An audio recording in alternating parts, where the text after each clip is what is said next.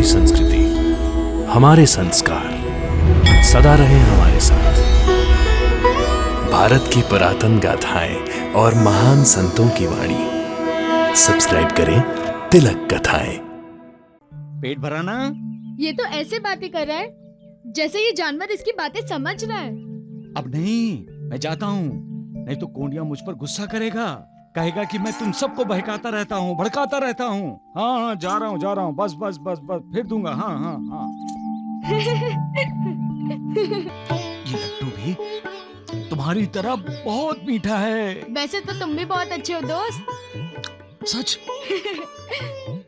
एक बात बताओ, तुम जानवरों की भाषा समझते हो? समझता हूँ। तो बताओ, वो गाय तुमसे क्या बोल रही थी? अरे हाँ, गाय ये कह रही थी कि लड्डू फटाफट खा लो, तुरंत खा लो, नहीं तो श्रवण आकर खा जाएगा।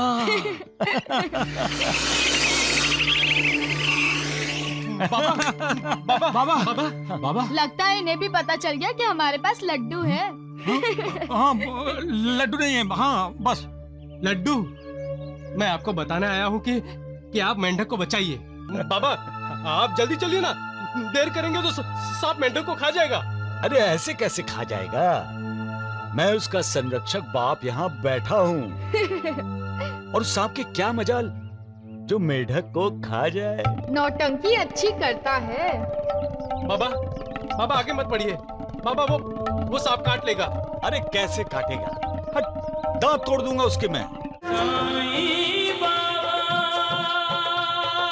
साईं राम साईं श्याम दुख भंजन तेरु नाम। साईं राम साईं श्याम दुख भंजन तेरु नाम। हे साईनाथ तेरे आने से, हे साईनाथ तेरे आने से हुआ धन्य ये धरती धाम धाम। साईं राम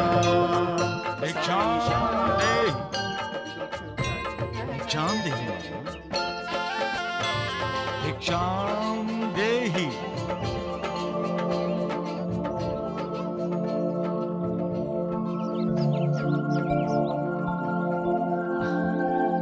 खुश रहो।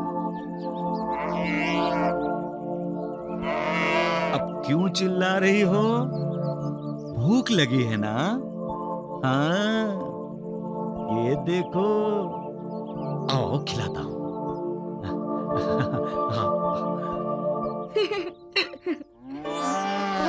भूख लगी है ना?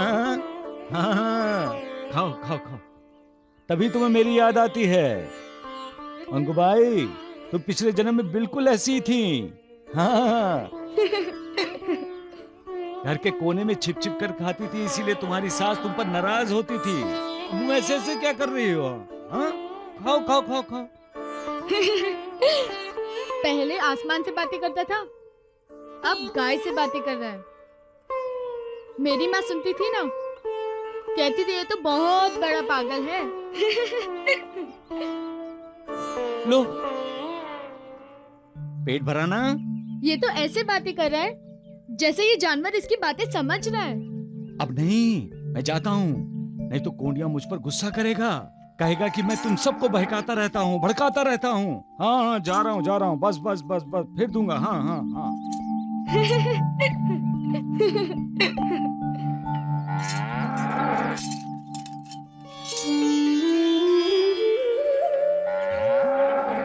अच्छा, मालूम है। संसूबाई ने जो लड्डू मुझे भिक्षा में दिए वो तुम्हें खाने हैं, इसलिए तुम मेरे पीछे पीछे। देता हूँ। लो, लड्डू खाओ, लो लड्डू खाओ, और खाओ, और खाओ। जाओ, मालूम है, लड्डू के पीछे लड्डू।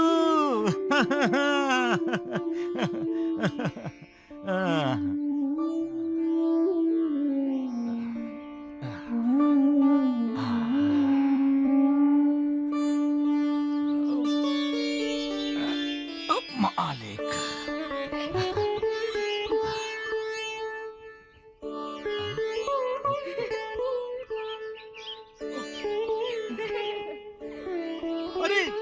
श्रवण दोस्त, आओ आओ आओ, बैठो बैठो बैठो।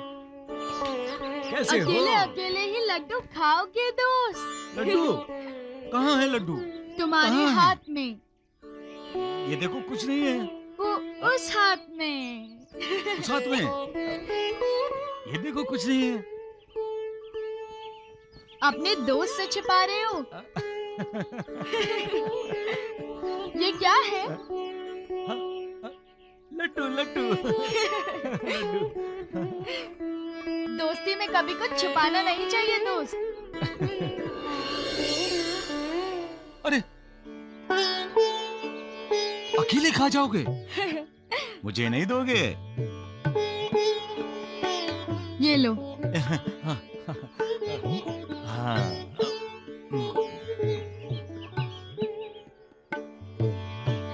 ये लड्डू भी तुम्हारी तरह बहुत मीठा है। वैसे तो तुम भी बहुत अच्छे हो दोस्त। सच? एक बात बताओ, तुम जानवरों की भाषा समझते हो? समझता हूँ। तो बताओ, वो गाय तुमसे क्या बोल रही थी?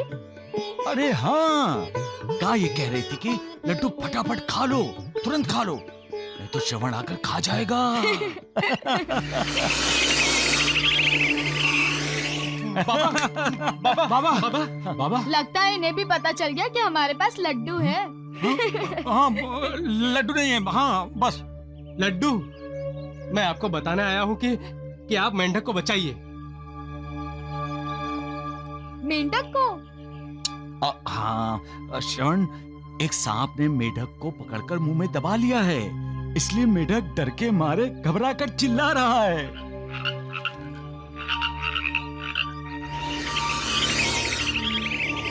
अरे दोस्त, सचमुच उस सांप ने मेंढक को पकड़ के रखा है। बाबा जल्दी जाइए, मेंढक आपको पुकार रहा है बाबा। दोस्त, क्या ये भी तुम्हारी तरह जानवरों की भाषा जानते हैं? बाबा आप जल्दी चलिए ना, देर करेंगे तो सांप मेंढक को खा जाएगा। अरे ऐसे कैसे खा जाएगा? मैं उसका संरक्षक बाप यहाँ बैठा हूँ। और सांप के क्या मजाल जो मेढक को खा जाए। नौटंकी अच्छी करता है। बाबा बाबा आगे मत बढ़िए, बाबा वो सांप काट लेगा। अरे कैसे काटेगा? हट, दांत तोड़ दूंगा उसके मैं। मालिक, ये कैसी दुष्टता है जो जन्मों तक पीछा करती है। इंसान को विकारों से मुक्ति कब मिलेगी? वीरभद्रप्पा, कब सुधरोगे तुम? कब? वीरभद्रप्पा, किसे तुम अपना दुश्मन समझ रहे हो? किसे? चेतन वासप्पा को अपने कर्मों का फल मिल गया है और तुम्हें भी अपने कर्मों का फल मिल गया है, इसलिए तो चेतन वासप्पा को मेढक बनाया है और तुम्हें सर्प योनि मिली है। वीरभद्रप्पा, इतना अधोपतन होने के बाद भी दुश्मनी? अरे तुम अपना कल्याण चाहते हो तो मालिक की भक्ति करो, ईर्ष्या द्वेष नफरत को त्याग दो, छोड़ दो चैतन वैसप्पा को। वीरभद्रप्पा छोड़ दो उसे।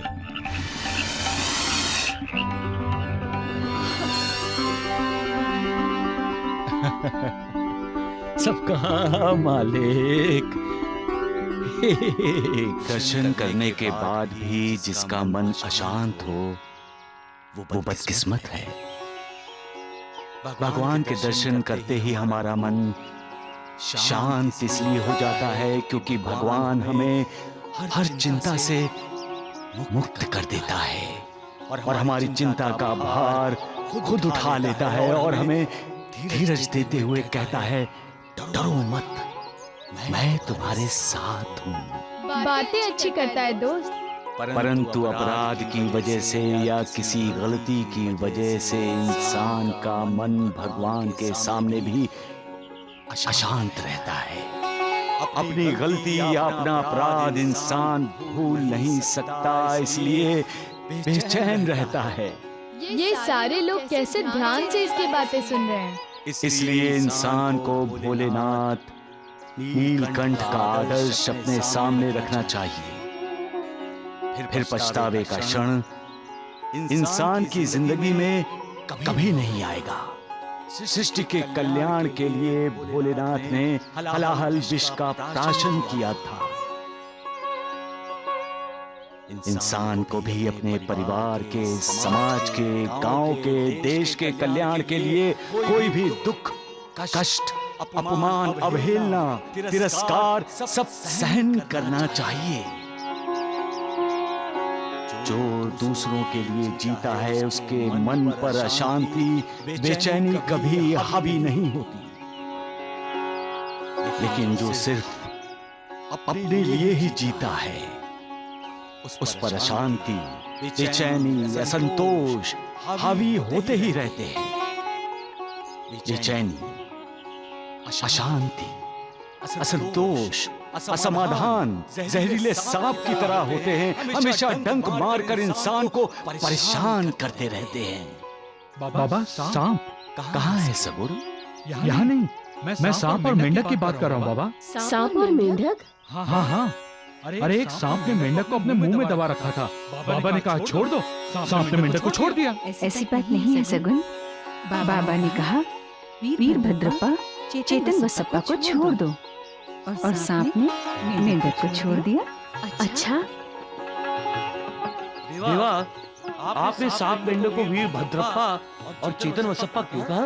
बहुत लंबी कहानी है श्यामा, तो सुनाइए ना। ये कहानी कहती है धन का लालच मनुष्य का कैसा अधोपतन करता है। तो ये कहानी द्वारिकानाथ को सुनानी चाहिए बाबा। एक समय की बात है श्यामा, एक गांव में इसी तरह का महादेव शिव जी का मंदिर था, परंतु वो पुराना हो गया था, खंडहर सा बन गया था। गांव में एक धनवान आदमी था, गोवर्धन सेठ एक नंबर का कंजूस था।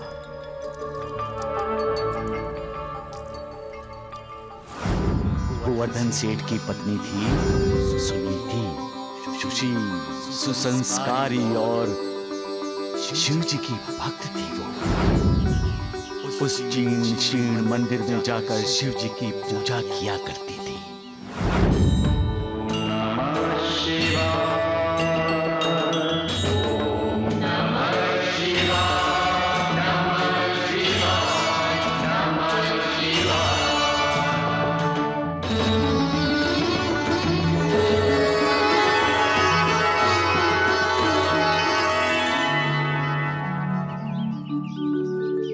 नमस्कार भाभी जी। नमस्कार। कैसे हैं नरोत्तम जी? शिव जी की कृपा से ठीक हूँ भाभी जी। सुनीति जी, आपसे एक बात करनी थी। गिरिजा बहन, मुझसे बात करने के लिए मेरी इजाजत की कब से जरूरत पड़ने लगी आपको? कहिए, क्या बात करना चाहती हैं आप? शिव जी का मंदिर जो जीर्णशीर्ष हुआ है उसका जीर्णोद्धार करना जरूरी है। हम अपने घरों की मरम्मत तो करवा लेते हैं, लेकिन जिसकी वजह से हमारा घर बसता है, हमारा कल्याण होता है, उस देवाधिदेव शिव जी के मंदिर का हम जीर्णोद्धार नहीं करेंगे भाभी जी, तो हमें पाप लगेगा।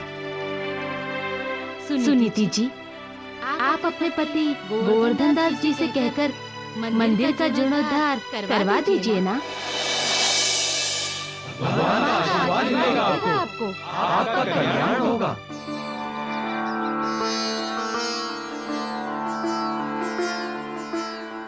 ठीक कह रहे हैं आप। मंदिर का जीर्णोद्धार होना ही चाहिए। मैं इनसे बात करूंगी, आज ही बात करूंगी। भोलेनाथ शिव शंकर आपका भला करेंगे।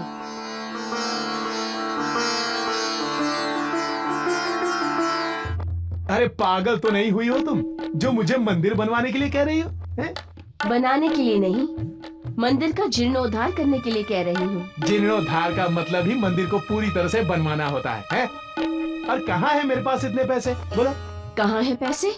अरे जमीन के नीचे जो हंडे भर भर के छुपा रखे हैं वो पैसे नहीं है, पैसे ही तो है। अरे तुम मेरी पत्नी हो कि दुश्मन है? अरे इतना ऊंचा बोलने की क्या जरूरत है, किसी ने सुन लिया तो।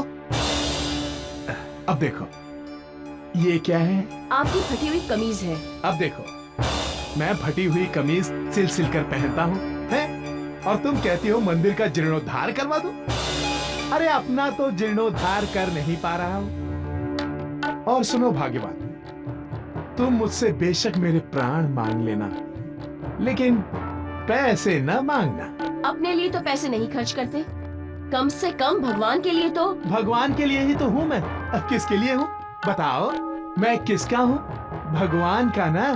तो खामखा खुद भी परेशान हो रही हो और मुझे भी परेशान कर रही हो। और सुनो, आज से शिव जी की पूजा घर पर ही किया करो। अब मंदिर में कोई अलग से भगवान तो बसते नहीं है ना?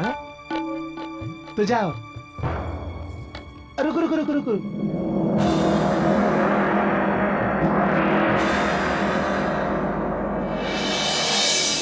ये साड़ी नहीं है। नहीं है? हे भगवान, मेरी इस पत्नी को अक्ल कब आएगी? क्या हुआ? सिर्फ 25 रुपए की तो है। 25 रुपए? हाय राम, तुम तो मुझे बर्बाद करके छोड़ोगी, रास्ते पर बिठा दोगे मेरे हाथ में कटोरा देकर, भिखारी बना दोगे मुझे भिखारी। अरे एक मैं हूँ कि कपड़े सिल कर पहनता हूँ और तुम होगी 25 रुपए।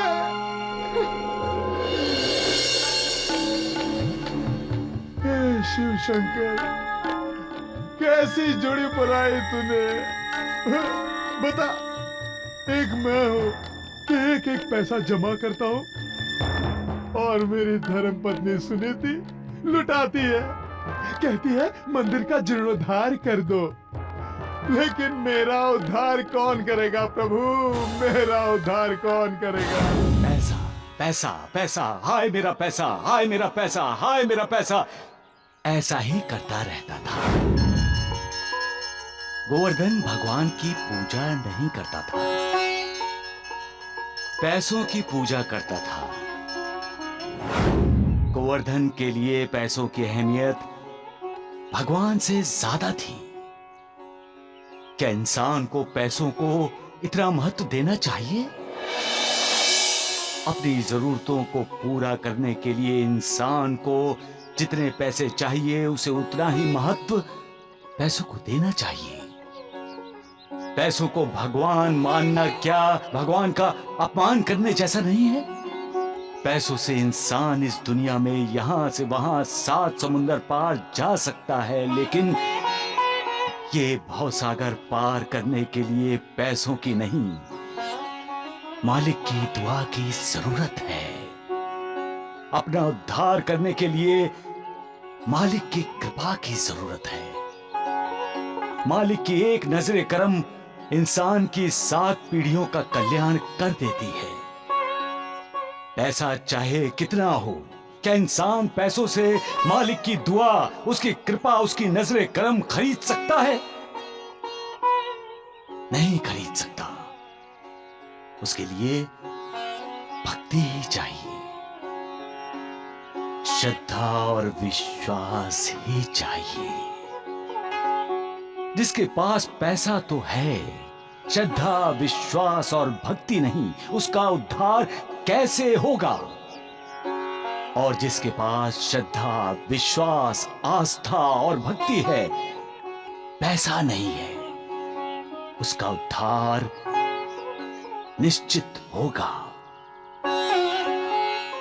तो फिर गोवर्धन जैसे लोग पैसों के पीछे क्यों भागते हैं श्यामा?